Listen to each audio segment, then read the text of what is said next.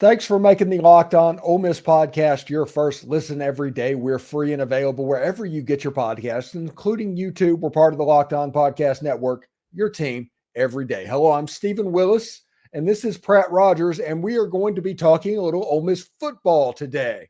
How you doing, Pratt? Hey, man, what's going on?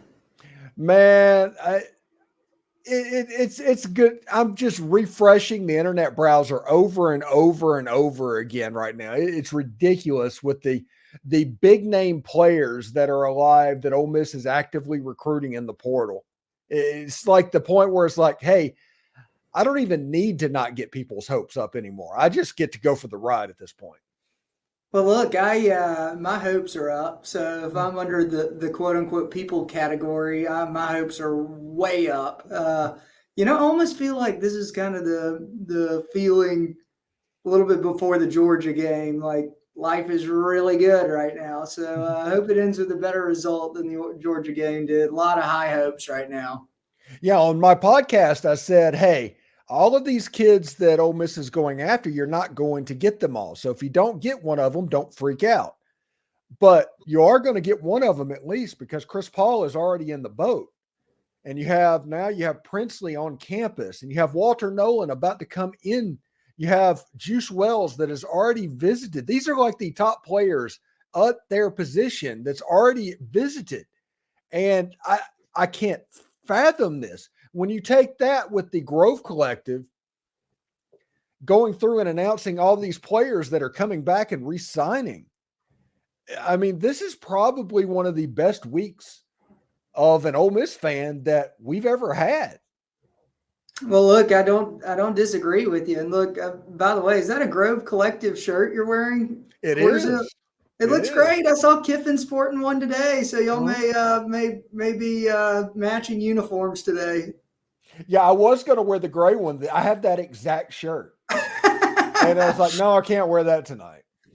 Well, look, all right, I got a little distracted with that. Sorry, but I told you today I bumped into a now new friend at lunch that just walked up, said how much he enjoyed the show. And look, we talked Ole Miss football for, probably 20 minutes as a guy I've never met before. But I really just wanted to give a shout out to Tyson Wilkins. If you're listening today, Stephen and I appreciate you listening. And his hopes were high too. And I think that everybody is feeling that right now is kind of a sentiment of the fan base. It's been a crazy week. And I mean, you mentioned refreshing whether it's Twitter or internet browser. I feel like I'm doing the exact same thing. I mean, I think everybody is on edge with Walter Nolen right now. Yeah, he's the best player that's ever gone into the transfer portal, period, bar none. He's a former number one player in the country going into the transfer portal. And I don't think that can be overstated, honestly. Well, look, I mean, obviously, I don't want to insinuate that there was some sort of tampering or anything like that there. That would not be a fair assessment to make. But it seemed like Ole Miss just kind of had the early lead and the juice, so to speak, about this from the get-go. And I think that's why everybody feels so excited about this, is just because it's been that way for a week and a half now.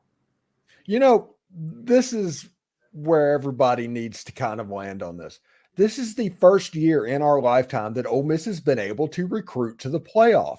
This is why those other teams recruit like this. This is why it seems so easy for them. Ole Miss can literally walk up to any prospect. They can go to Walter Nolen, sit on the couch with him. It's like, hey, Walter, if you come to Ole Miss, we can pay you and it will be competitive because we have a very healthy collective. But also, if you come there, you will have a chance to play in the playoff and you have a chance to potentially win a national title. That is what Ole Miss can sell. That is what Ole Miss can sell. That is why recruiting is at the level it is. And I think we need to just be thankful for where we're sitting because the Grove Collective and Lane Kiffin and everybody appears to be going all in for 2024. Yep, Stephen, I mean, I feel the same way, and I almost feel like I have a bad attitude about what's going on right now because I'm so excited about the next thing, and I'm not stopping to live in the moment, so to speak, of kind of what's happening right now. I mean, I feel like we both mentioned we're refreshing social media, whatever. I mean, both of us are sitting there saying, "Hey, what's next? What's next? What's next?" And at some point, you got to look up and say, "Gosh, I'm freaking thankful that we're in the position that we're in right now." I mean, look, we talked about. I mean, Deion Smith. We didn't even have time to celebrate that on the show. I mean, we glanced over Deion Smith, which is just unbelievable. I mean, that's kind of where the program's going, though. Yeah, you have a situation with Deion Smith. The day he walks on Ole Miss's campus, he's in competition for the best receiver in the Southeastern Conference. And yeah, right, we just glanced over it. We talk about what's going on, but him on the other side of Trey Harris, you have Caden Prieskorn, you have Jordan Watkins, you have your whole receiver battery right now in place, and it is good. It is legit. Oh, we'll have the dirtiest wide receivers in the country, in my opinion. I mean, especially if we land Juice Wells. Like, what else? There's not enough spots on the field for everybody right now. And you have a situation. This is what Ole Miss fans should probably get excited about, because this is kind of happening quietly and behind the scenes. There's a lot of wide receivers now that are starting to transfer out because they all came back. I mean, it makes sense. That's the way it goes. But also the lower 3-star players that were good evaluations. Now, I'm not saying they're not good players, but they're low 3-star players that were coming to Ole Miss. They've all decommitted. Players like Sanfrisco McGee, Jeremy Scott, Raji Dennis, all of those have decommitted. And the reason they're decommitting is Ole Miss is clearing out space.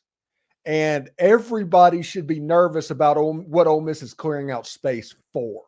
Well, look, I hate that recruiting mindset. I really do, because you hate it for the player. If they commit early and then the school kind of recruits over you, that's tough for the kid. But look, Ole Miss has been pretty ruthless about that, honestly.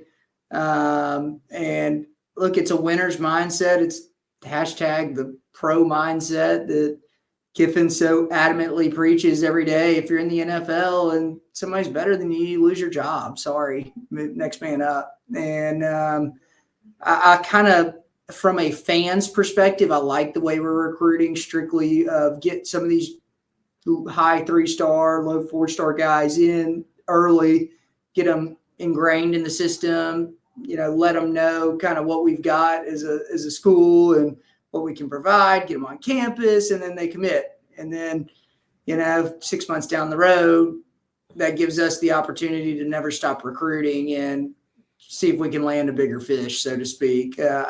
From the player's perspective, like I said, I think that's tough. From the fans' perspective of wanting to put the best product on the field, I couldn't be happier. Yeah, and it's a situation. Ole Miss is legitimately going for the 12-team playoff in 2024. They're going for the biggest game in Ole Miss football history is what they're trying to set up. That is the goal for this year. And Ole Miss is right now, if they had it this year, they would be in. And they have a little bit easier schedule next year. You drop Alabama, you drop Auburn, you pick up Oklahoma, and I mean that's a trade. I think Alabama for Oklahoma is a trade that literally every single Ole Miss fan would make. Yep, no, I agree with that. And look, I think that's why we were kind of talking about anticipation, momentum. I think that's why that there's so much, because you can feel the program going all in, and you've talked about it, I've talked about it, but it's in the air. It's like, it is what it is, it's a good time to be a Rebel, and it's a great time to be excited for the program. Yeah. And not just, everybody can see it. This is something that no matter what happens, they can see that the program is going all in at the moment. Now go to the Grove Collective. Let me put up the address again for everybody to do it. Go to thegrovecollective.com. You can sign up. I'm working something right now. I don't know how long it'll work, but I'm trying to get to where Locked On Ole Miss listeners can join the Grove Collective for a discounted first month price. That's my goal. That's awesome, Stephen. That's great. we're working with that. I'm talking to Walker. We started talking about it this week, but that's something that other collectives do, and I think we can do something like that. Just do like promo code Loom, and you can get like 20% off your first month at the Grove Collective, to incentivize you joining. Honestly, so that. Well, look, I think as much as we talk about recruiting and the fun things on this show, giving to the Grove Collective is what makes Ole Miss football fun right now. And if you're not giving to Ole Miss football and the Grove Collective, and you're reaping the benefits, you may not be pulling your fair share. So I'm going to leave it at that. I'm not going to push anybody, but it is awesome to feel what's going on right now. And if you have a spare dollar in your wallet, give it to the Grove Collective. How about that? Christmas is coming. Maybe give somebody a gift for the Grove Collective. We don't plug it enough on this show, especially with how much we talk recruiting. So thank you for saying that. Yeah. These guys doing a fantastic job, and I know Walker's just as busy as he can be right now trying to get the returning players signed and also going after the next year players. So we'll see exactly how that goes as well. Well, you got to give him credit. He's batting 1,000 right now. I feel like he's swinging for the fences and hitting them. So I feel like Walker Jones is Barry Bonds' peak steroid era, maybe right now. He's hitting dingers, so keep up the good work. 37-inch neck, Barry Bonds. Yeah, the hat size XXL. Yeah, that one. Yeah. Yeah. Pretty cool indeed. But check out the Grove Collective and all that. They have some cool stuff, and there's different ways that you can contribute. They have like Grove Collective vodka, stuff like that you can get from like local liquor stores. And different merchandise you can get from the website. It's more than just, hey, here's $20. You can find something and actually get something in return. So check them out as well. So anyway, thank you for making the Locked On Ole Miss podcast your first listen every day. We're free and available wherever you get your podcast, including YouTube. We're part of the Locked On Podcast Network, your team, every single day.